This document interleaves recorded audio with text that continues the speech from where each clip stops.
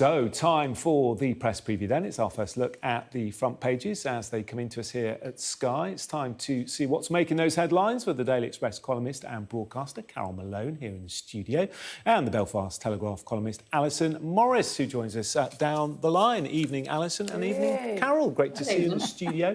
Let's see what's on some of those front pages then, shall we? We're coming for you, Vlad, reads the front of the Metro, as supporters of the Putin critic Yevgeny Prigozhin vow revenge over his apparent death in a plane crash. The FT highlights the Russian president breaking his silence on the matter to confirm that Mr. Prigozhin is dead. The Eye splashes with a picture of his plane wreckage. The paper says he'll be replaced within Wagner by the same commander responsible for the Salisbury poisonings. The US intelligence services believe a bomb was the cause of the plane crash. That's the lead for The Guardian. The Daily Mail refers to Putin's TV address as a chilling taunt, while The Sun makes no secret of who it believes was behind Prigozhin's plane crash. The jump in asylum spending is the top story for The Express, with Rishi Sunak saying that £4 billion is an unacceptable price tag. An exclusive for The Mirror, it says Pakistani police are close to finding the father of 10-year-old girl Sarah Sharif. He reportedly fled to Pakistan after she was found dead at her home. And The Curse of the Spooky Child, which is seeing shoppers continuously return a painting to a charity shop, is the focal point of The Star. I want to read more about that. And don't forget, by scanning the QR code you see on screen throughout the programme, you can have a look at the front pages of tomorrow's papers while you watch us discussing them. And I'm joined by Carol Malone and Alison Morris. Great. Well, let's get cracking, shall we? Alison, why don't we come to you first? Having a look at the front page of The Eye, the news that broke only a couple of hours ago or so, that the Pentagon believes that this plane was actually blown up midair. It wasn't a surface-to-air missile. Yeah, and you can see there's footage of the plane coming down, or what people say is the plane coming down, and it looks as though it has been an explosion midair, and it also seems very deliberate that it happened where it did. You know, I was reading earlier that these planes are incredibly reliable, that in its history of this particular aircraft, there's only ever been one incident where the plane's mechanisms failed and then it was landed safely anyway. So for this plane to fail, I think most people ruled that out pretty quickly. It seems that this was very deliberate, but by the look of what had happened, it seems to almost implode midair, which makes it make more sense that somebody carried a bomb or placed a bomb upon that plane, which was detonated at a certain point, rather than a surface-to-air missile, which experts have said would have left a trail and would have been more easily identified had that been the way that he was killed. But it's an interesting day. I've been glued to the coverage all day. The statement by Putin, I thought, was very telling. Although he sent sympathies, he also admitted that he had known Prigozhin since the 1990s, and in previous interviews he hasn't even admitted that we're friends.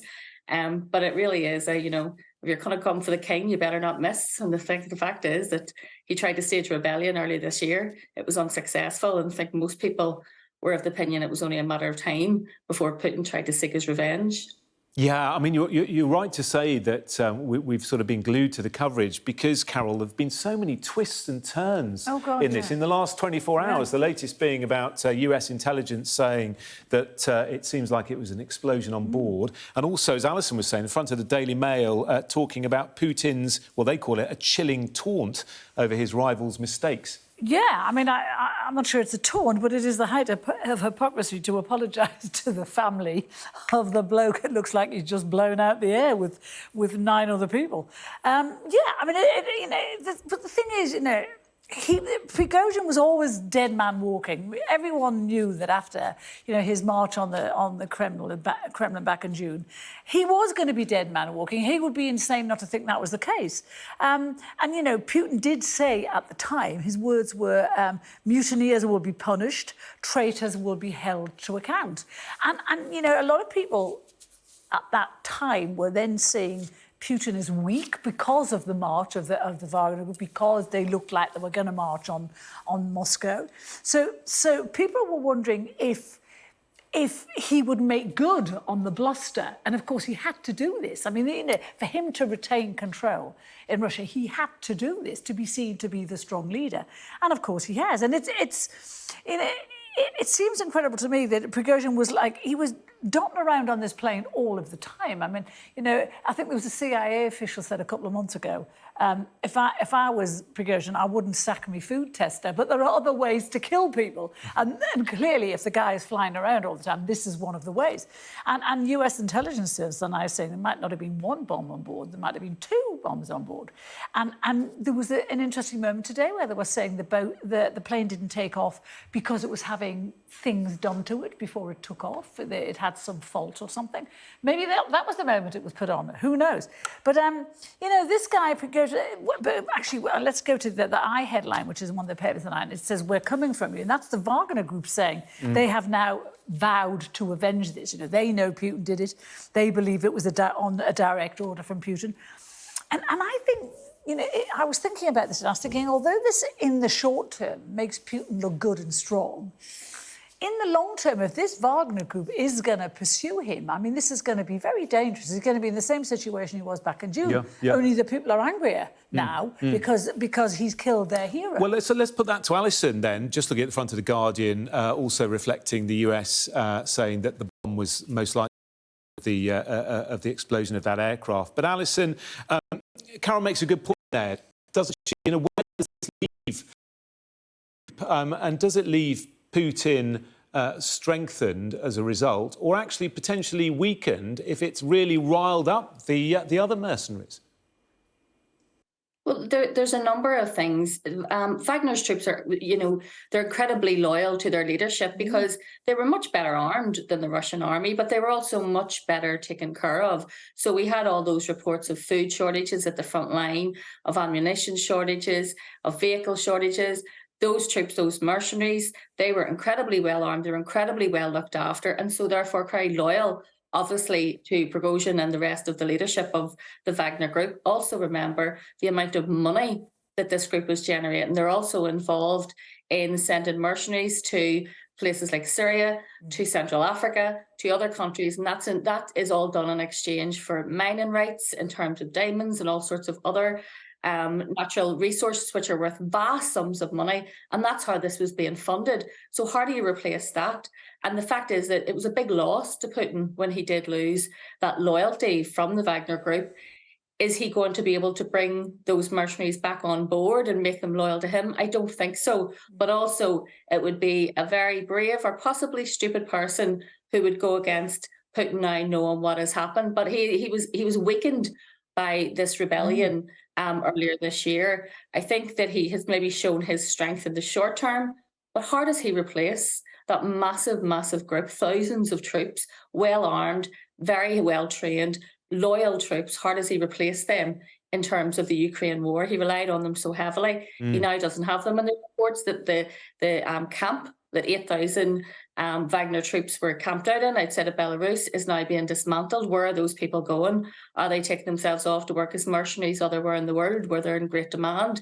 Or are they staying around maybe to take another challenge at the Kremlin? Yeah, it's fascinating, isn't it? It seems like they might, because one of their statements today, Alison, was that they said they're planning full mobilisation. So they could well be doing it. But, you know, doesn't this make you think what a disaster the unprovoked attack on Ukraine was 18 months ago? Because all of this has stemmed from that. Putin would have kept his power. It would have kept this illusion of, being this great leader.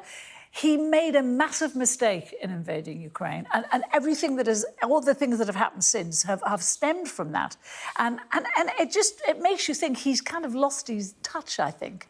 But yeah, interesting, some of your reports tonight. It showed you they were interviewing some Russians, and they were all saying, "Oh, he's been framed. He's been framed." It's incredible the loyalty that some Russians have for Putin. But I think a lot of people are beginning to see through him now.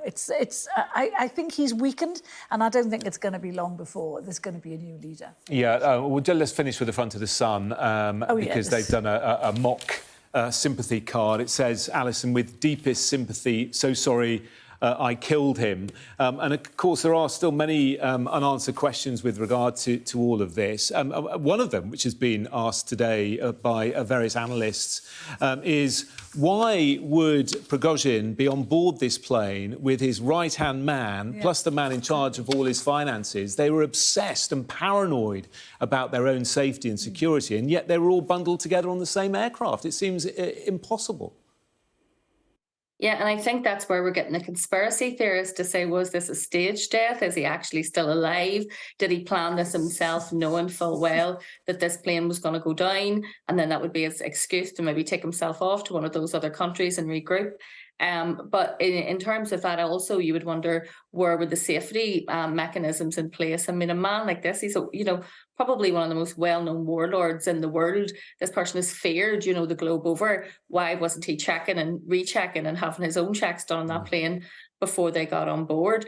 All of that, I suppose, feeds into it. And then, as Carol said, Putin has been weakened greatly by the Ukrainian invasion. I was in Russia and visited Moscow quite a few years ago, and at that stage, you could see there was, cult-like adoration of Putin. Now I wonder, has that changed to more of a fear of speaking out against their leader rather than a loyalty? Because the war and taking, people's fathers and sons off and sending them off to a war that doesn't seem to ever going to have any end to it has clearly weakened them in terms of that loyalty. But by doing things like this, it instills fear in people, so then they're afraid to speak out. Yes.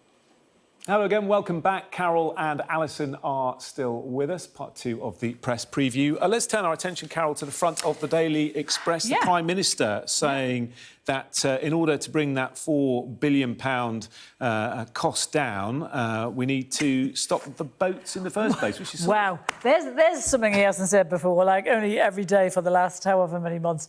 Yeah, the thing is with Sunak, I do like him, and I think he's a half-decent Prime Minister, but he's got to stop saying this because he's not doing the two things that will stop the boats. One of them is to leave the ECHR, and the other thing is to turn the boats back. And he's not going to do either of them, and I don't quite know how he thinks he's going to do this, especially when we have a Home Office that is the backlog. I mean, there's another story talking about the backlog of people waiting to be processed. I mean, it says that more than 75,000 people are waiting for a decision on whether they will be granted refugee status. That's up from 44% last year. So, we have a Home Office that is processing that, not what they should. And if you remember, Sunak said last year he would have the backlog cleared by December. That's just not going to happen. But very quickly, when you say turn the boats back, how do you physically do that? Well, you can't. Well, you can. You can do what Australia did. You can do what the Australian Prime Minister did, and he just turned them around and led them back. But the French are saying that you can't do that because it's dangerous. Well, it's no more dangerous than coming over. But you saw what happened today. There was a load of people in a dinghy. It was very unsafe. Half of them didn't have life jackets.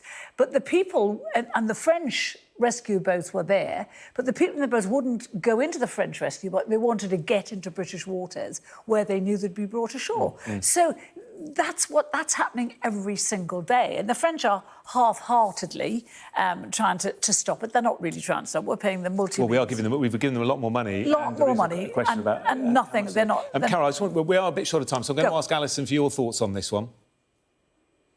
Look, I mean, I just find it really distressing seeing people going to their death in boats. And, I visited refugee camps a few years ago, and I always remember it said on the wall, no one leaves home unless home is the mouth of a shark. And I always think how desperate you'd have to be to get in one of those dinghies in the first place. I think Carl has a point in terms of trying to speed up that process.